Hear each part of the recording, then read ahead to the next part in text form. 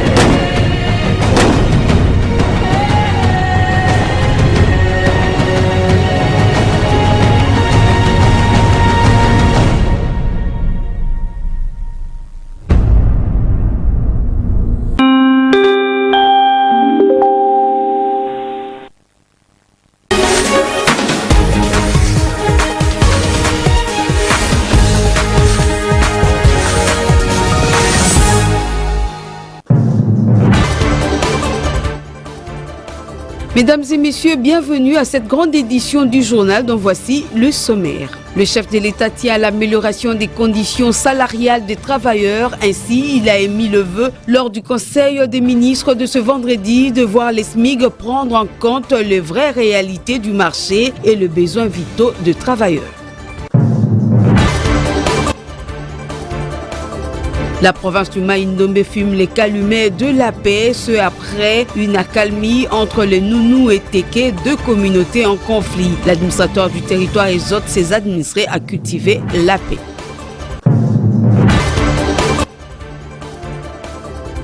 Amadou Diaby, désormais ex-président de l'ASV Club, ce dernier vient de démissionner de la présidence de cette équipe, annonce faite lors d'une conférence de presse. Le détail dans ce journal.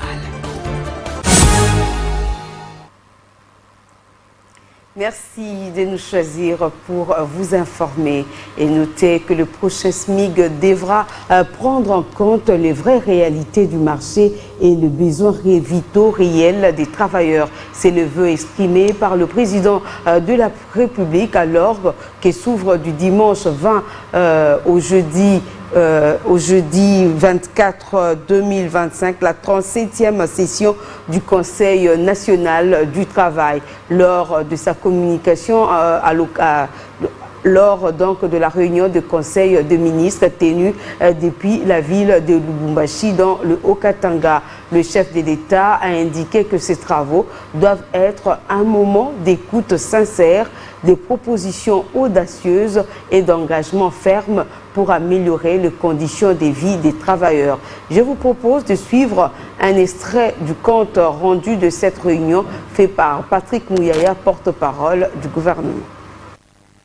Le président de la République a insisté pour que ce conseil soit bien plus qu'un rendez-vous institutionnel.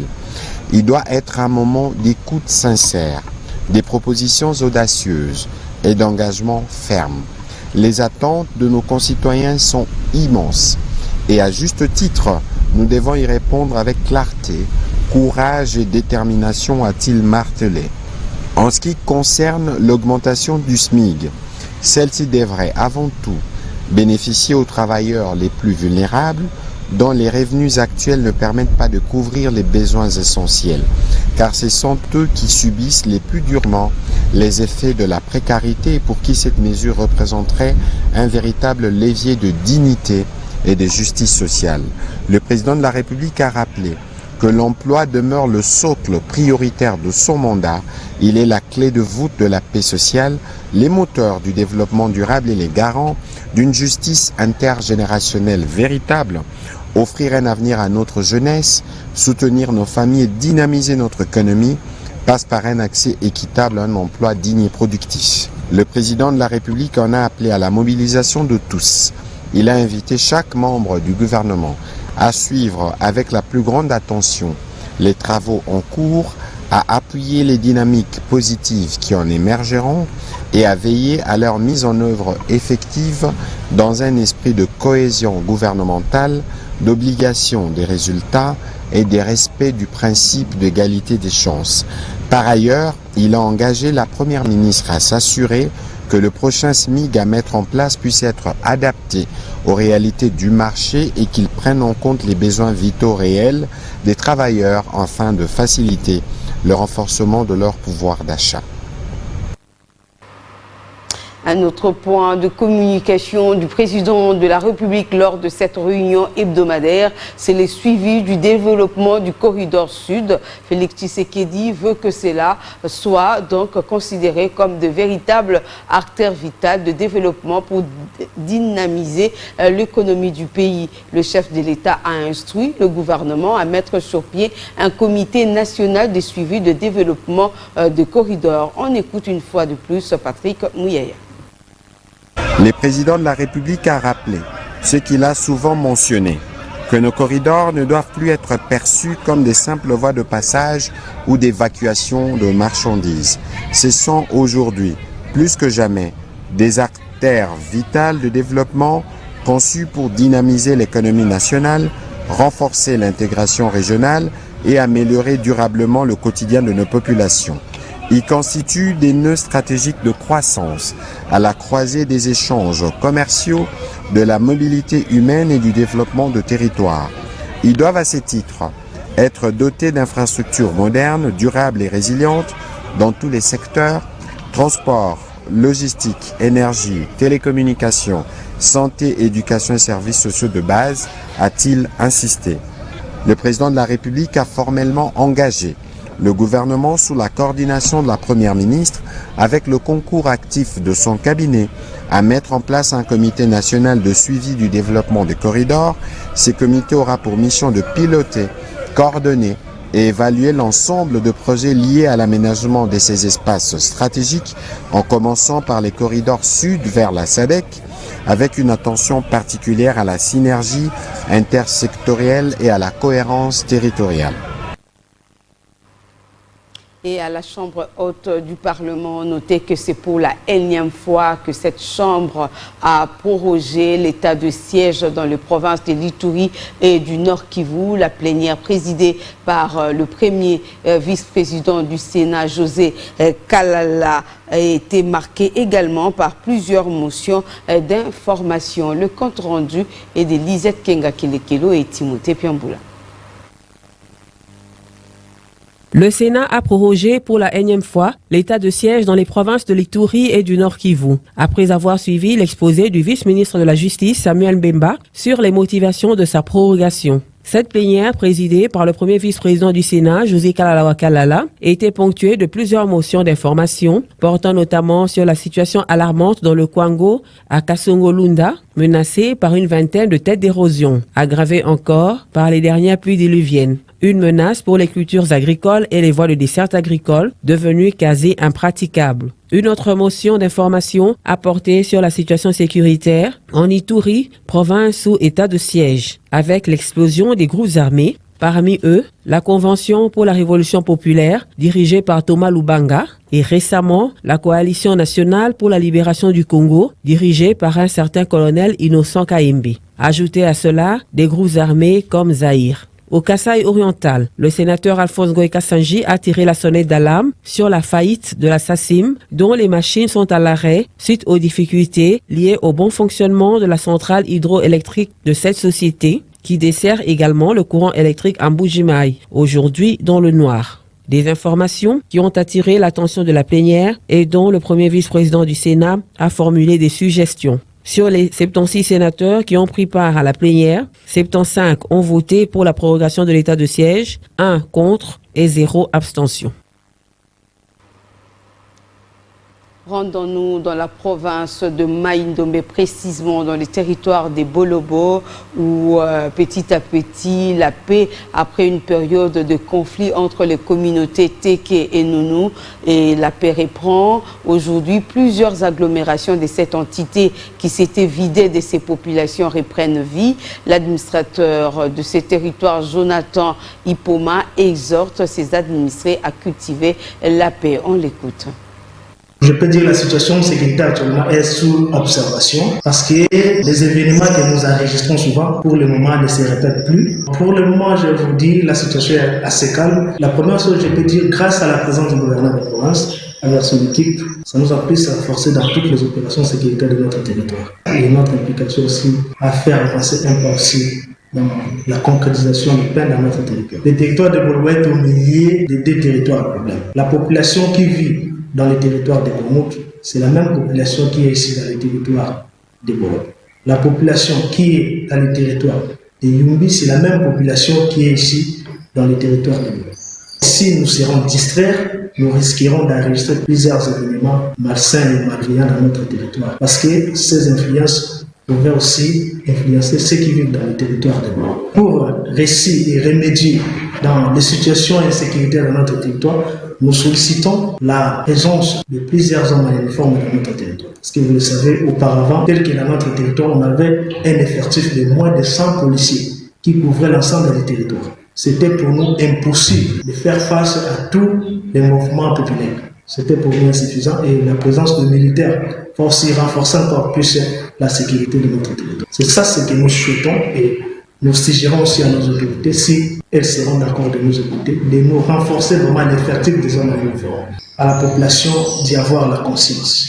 Parce que rien n'est plus important que la conscience. À la population de garder calme là où elle se retrouve, de ne pas être influencée par des politiciens qui ont des agendas cachés, qui cherchent toujours à perturber l'ordre public dans notre territoire. Nous demandons à la population de garder calme, de pérenniser aussi la paix et de nous accompagner dans tous les processus de paix. Le tribunal militaire garnison du Tanganyika a renvoyé lundi 21 avril la poursuite du procès contre le militaire et policier accusé de meurtre d'un civil à Moba. Ce procès est suivi avec intérêt par la population qui veut que ce genre de comportements affichés par les hommes en uniforme s'arrête. Le commentaire est signé Papi Waboui.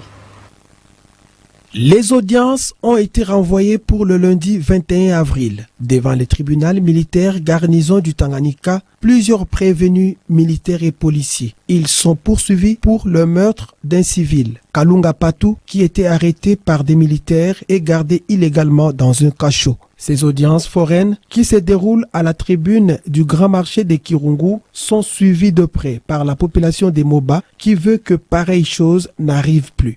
C'est quelque chose que nous condamnons beaucoup du fait qu'une affaire civile, comment peut se retrouver dans les mains des militaires, alors qu'à Moba, nous avons la police et d'autres services de sécurité qui pouvaient normalement s'en charger de ces problèmes.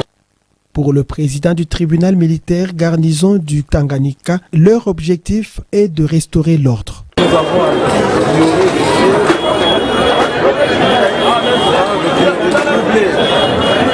public ici dans la cité de Moba.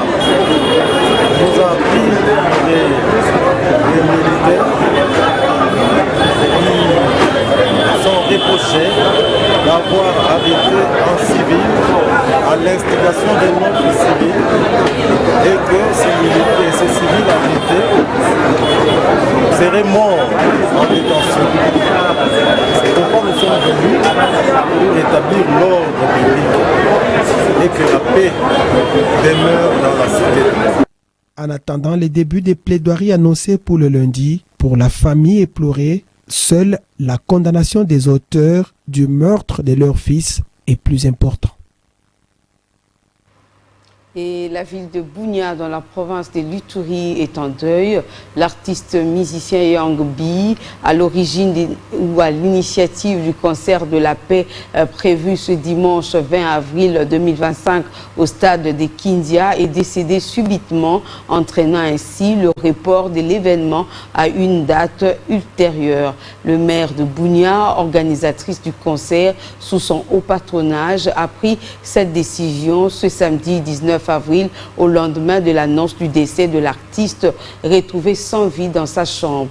Les circonstances exactes de sa mort restent encore inconnues. Une enquête est en cours afin d'élucider les causes de ce drame.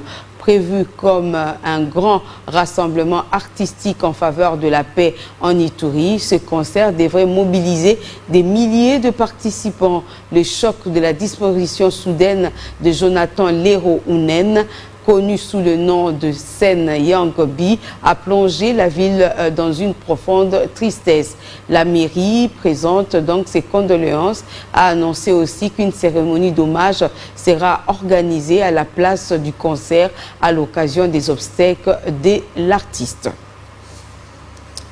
Le président de direction de l'ASV Club, Amadou Diaby, a démissionné de la présidence de cette équipe à l'approche du démarrage des playoffs. Au cours d'une conférence de presse, Mamadou Diaby évoque des questions de convenance personnelle en vue de permettre aux autres de poursuivre l'œuvre entamée. Jean-Pierre Kadima nous en parle.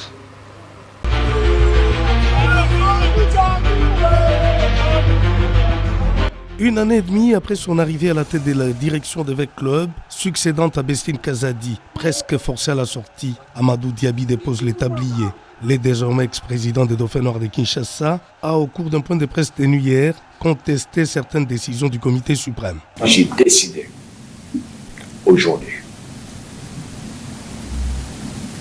et ici je vous confirme que je démissionne à la tête de la coordination de l'AS Vita Club. Avec effet immédiat à partir d'aujourd'hui, je ne suis plus le président de la coordination de l'AS Vita Club. J'ai prié Dieu de protéger mes collaborateurs. J'ai prié Dieu de protéger l'équipe que j'ai beaucoup autant aimée et que je mérite pour leur permettre de prendre la responsabilité de l'équipe, de pouvoir avancer et que je sois dans les gradins pour supporter l'équipe. Amadou Diaby a également émis les vœux de voir les clubiens de Kinshasa et de partout en République démocratique du Congo se mobiliser pour pousser l'équipe au titre après l'avoir accompagné lors des prochains playoffs. J'exhorte la mobilisation de tous les supporters derrière l'équipe pour les playoffs. Et les joueurs, c'est des joueurs professionnels. Ils ont un contrat. Chacun doit respecter le contrat. Dans sa gibesse hier, l'ex-président de l'ASV Club a amené avec lui deux responsables importants du club, à savoir les directeurs sportifs et administratifs, avant d'exprimer son chagrin de quitter un club fragilisé par les querelles internes. Pour l'intérêt de l'équipe, pour le climat de l'équipe que j'aime, je préfère laisser le club dans les mains de ceux qui peuvent aujourd'hui conduire l'avenir de notre club. Après plusieurs tentatives de mettre autour d'une même table le protagoniste, d'une part le président des directions et de l'autre le président sectionnaire, le comité suprême de l'équipe s'est remis à l'Assemblée extraordinaire élective pour une issue des sorties.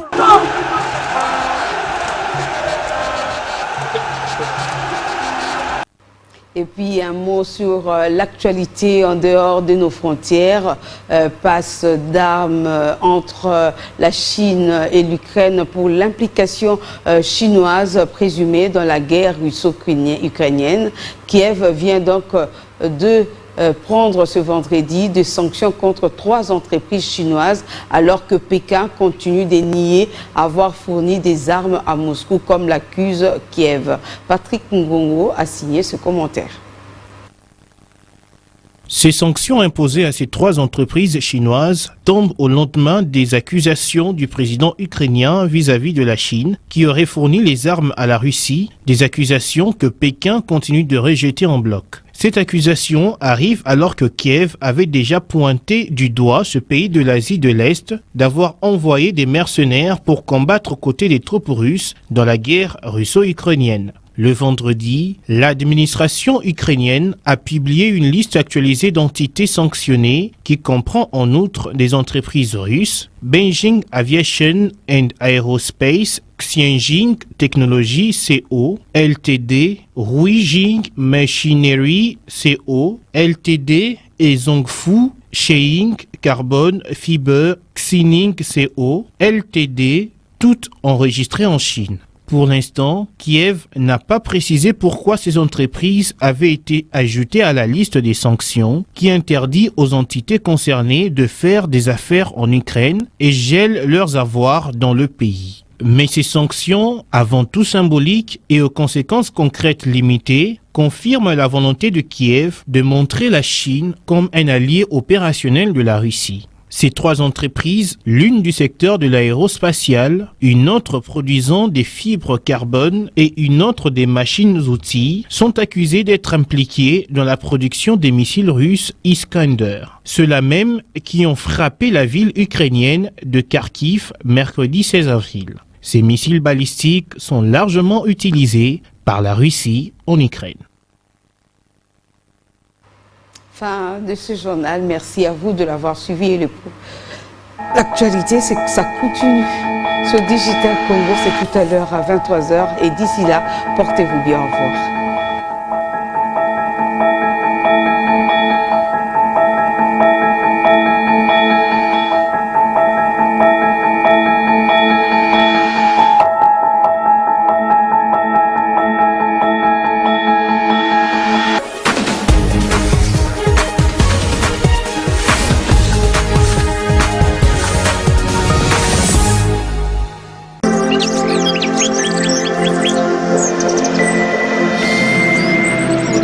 Digital Congo, la télévision numérique.